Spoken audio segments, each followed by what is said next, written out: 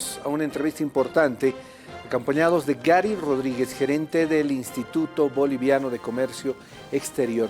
Vamos a hablar acerca de la situación de las exportaciones en el país. Don Gary, ¿cómo está? Buenos días, gracias por atender esta entrevista del sistema RTP. A ver, ¿cuál es el análisis que hace el IPSE cerrando ya esta gestión, tomando en cuenta de que hay algunos indicadores que llaman la atención, una disminución de las exportaciones comparadas con el año pasado? Don Gary, buenos días.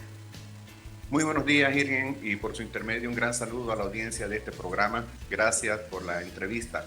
Evidentemente hubiéramos querido ser portadores de mejores noticias, pero ahí están las cifras, no mienten.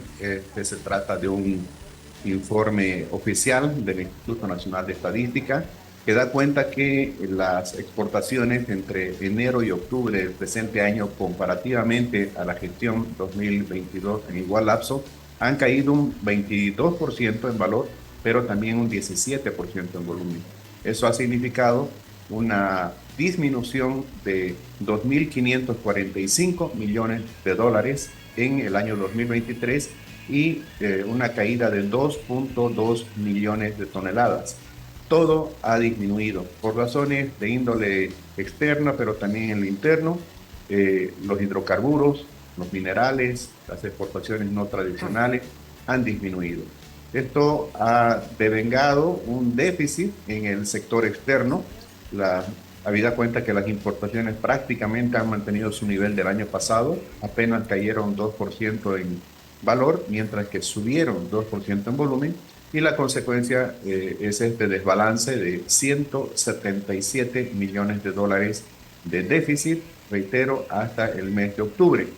No es una cifra alta el déficit si comparamos con el portento que tiene el Producto Interno Bruto boliviano, el año pasado más de 44.000 millones de dólares, pero sí, lo que nos debe llamar la atención y a la reflexión es el que las ventas externas, que son las que prodigan los dólares que necesitamos para la importación de los bienes de los cuales dependemos, han disminuido. Y reitero, en los tres grandes rubros: hidrocarburos, minería y productos no tradicionales. Ahora, don Gary, ¿cuáles deberían ser los sectores que deberían recibir un impulso por parte de las autoridades en el tema de exportaciones? Sabemos que hay varias industrias que producen, productos interesantes para uso en el exterior. El otro día conversaba con una amiga, pero ella me decía, por ejemplo, de que en Estados Unidos uno puede encontrar chuño, pero lamentablemente este chuño es peruano, ¿no? O sea, no hay el chuño boliviano, y seguramente hay otros productos que son apetecidos en el exterior, pero que necesitan también del fomento de las autoridades bolivianas para poder exportar, don Gary. ¿Cuáles son estos productos que desde el punto de vista del IPSE deberían tener mayor impulso? El mundo ofrece, voy a decirlo así, un mundo de posibilidades para hacer negocio. Tenemos nosotros más de 2 millones de bolivianos viviendo en el exterior. Ahí ya, por ejemplo, tenemos la posibilidad de un mercado. En algún momento se mencionaba, por ejemplo, que la cerveza paceña era altamente requerida en el exterior. ¿Por quiénes? Por los bolivianos. Que las salteñas eran extrañadas por quienes en el exterior, por los bolivianos. Y así, hay un comercio que se puede desarrollar, se llama el comercio de la añoranza. Son nichos de mercado a los que se puede llegar, y de hecho ya estamos haciéndolo. Por ejemplo, el cuñapé de Santa Cruz se exporta a los Estados Unidos, las salteñas también van congeladas, pero hay, reitero, un mundo de posibilidades por desarrollar siempre y cuando se cumplan con tres requisitos que hacen a la competitividad. La competitividad de un producto no es sino desarrollar ese producto con calidad, a un precio accesible y colocarlo con oportunidad en el mercado. Muchas empresas pequeñitas no lo pueden hacer porque desconocen los requisitos del mercado externo en términos sanitarios, por poner un ejemplo de los alimentos. Desconocen cómo armar la logística, cómo contratar transporte, cómo manejar el pago de su exportación. e incluso organizarse internamente para hacer escala de producción. ¿Cuántas veces hemos ido nosotros a ferias en Europa, en Estados Unidos, en Japón, etcétera?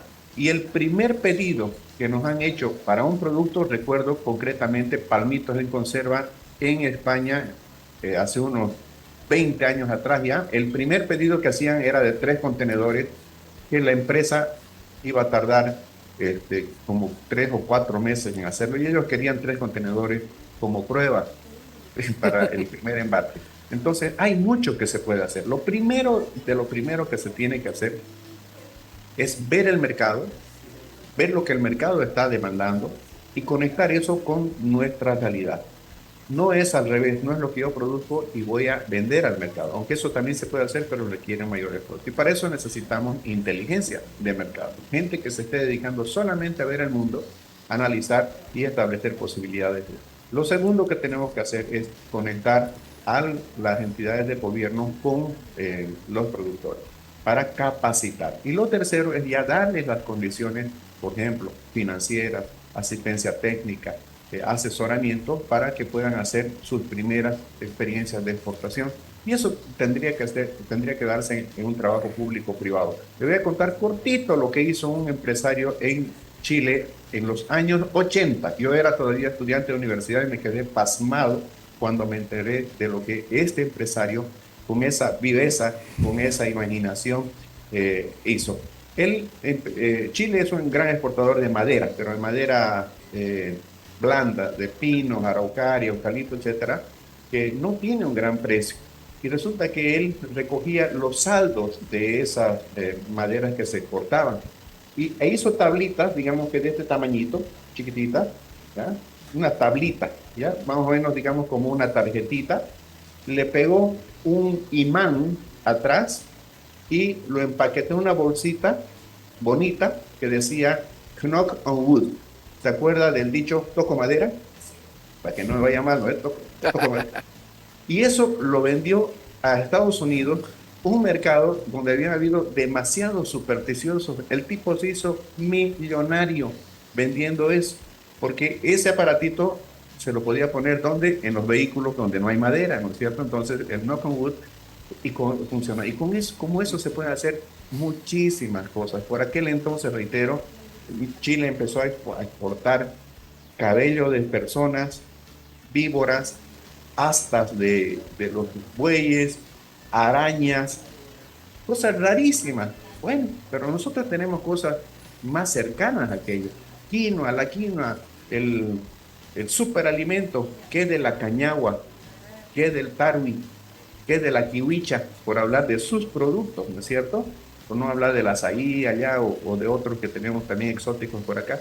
Se dice que los superalimentos en el altiplano que he mencionado son incluso organolépticamente hablando mejores que la quinoa. Entonces, cuando hay imaginación, por una parte, cuando hay iniciativa privada, cuando hay mercado, por otra, y cuando hay alguien que ayuda a hacer, que facilita hacer, mejor se apoya, con toda seguridad que se puede mejorar esa performance exportadora, ampliar la base productiva, incrementar la oferta exportada. Ahora, don Gary, este año los exportadores de banano han experimentado problemas, inclusive han bloqueado el ingreso a Bolivia en el sector de Yacuiba, porque claro, tenían una deuda tremenda con los argentinos. ¿Qué otros mercados son interesantes, por ejemplo, para los exportadores de banano para evitar estos problemas que se ha tenido en falta de pago? Mire, el caso de la banana es digno de estudiar porque ahí el primer competidor que tenemos es Ecuador, es el primer exportador de bananas del mundo y ellos llegan por agua pues a la Argentina y nosotros tenemos que ir por tierra. Eh, el problema con la banana es de que es un producto muy voluminoso, normalmente de bajo precio, exige cadena de frío y además un just in time, donde así como se está viendo, se lo cosecha verde y tiene que llegar madurando al mercado. Póngale, es un ingrediente que se llama bloqueo. ¿Ah? No solamente la dificultad de que no le hayan pagado los argentinos, sino que nosotros los bolivianos mismos bloqueamos eso. O sea, tenemos que tener una garantía de que mi inversión va a estar resguardada por las leyes, por las autoridades, por las instituciones del Estado. Y, por supuesto, si el producto, reitero, en este caso la banana, es de buena calidad, tiene un precio económico y puede llegar con oportunidad, sin que lo bloqueen, al mercado, podríamos ver plazas que estén cerca, ¿no? Competir ya, otra vez le digo, con un producto voluminoso y de bajo precio, salvo que sea exquisito, salvo que lleguemos a diferenciar el producto cualitativamente, va a ser más difícil, digamos, llegar a mercados más lejanos. Se puede hacer, pero exige más trabajo. Lo que se podría pensar es en industrializar, por ejemplo, en hacer derivados de esos plátanos a través de la industrialización, la, la deshidratación u otros productos a base de bananas. Se me ocurre, pues es algo que hay que estudiar cómo se está comportando en el mercado en ese campo. Perfecto. ¿Cuál usted cree que sea la proyección para el próximo año? Y LB ya ha manifestado de que desde el 2024 va a empezar a vender carbonato de litio. Esperemos también que el Mutum ya empiece a operar. ¿Cómo ve esta proyección del 2024, don Gary? Mm, Ahí vemos bastantes dificultades hacia adelante que esperemos nos consumen principalmente en lo interno, ¿no? Nosotros no quisiéramos un país convulsionado, un país bloqueado, un país donde esté primando lo político sobre lo económico. No se olvide que al año tenemos elecciones judiciales, elecciones primarias, el Censo Nacional de Población y Vivienda. Bueno, y encima todavía temas como el dólar, temas como los combustibles que siempre están en la palestra.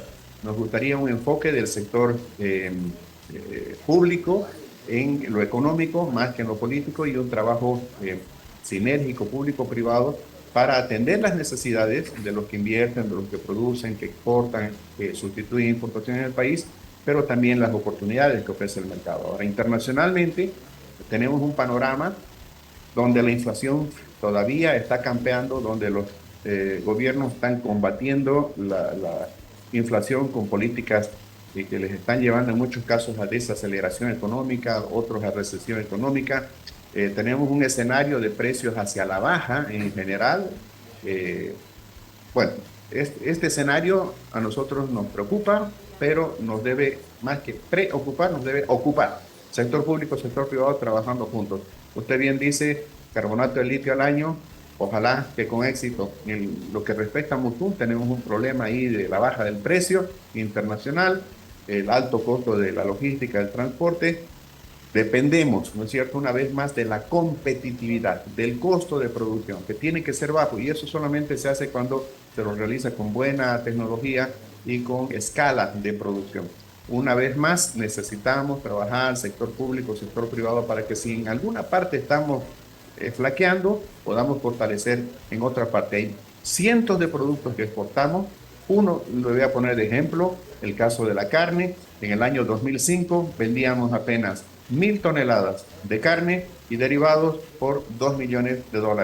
El año pasado exportamos más de 30.000 toneladas por casi $190 millones y no lo hubiéramos podido hacer solos, lo hicimos juntos, sector público, sector privado. El sector público abrió el mercado, ayudó a eliminar la fiebre aftosa, el sector privado invirtió en potreros, invirtió en genética, en sanidad, cadenas de frío, frigoríficos, y ahí está la consecuencia, el éxito. Lo mismo tenemos que hacer para otro sector.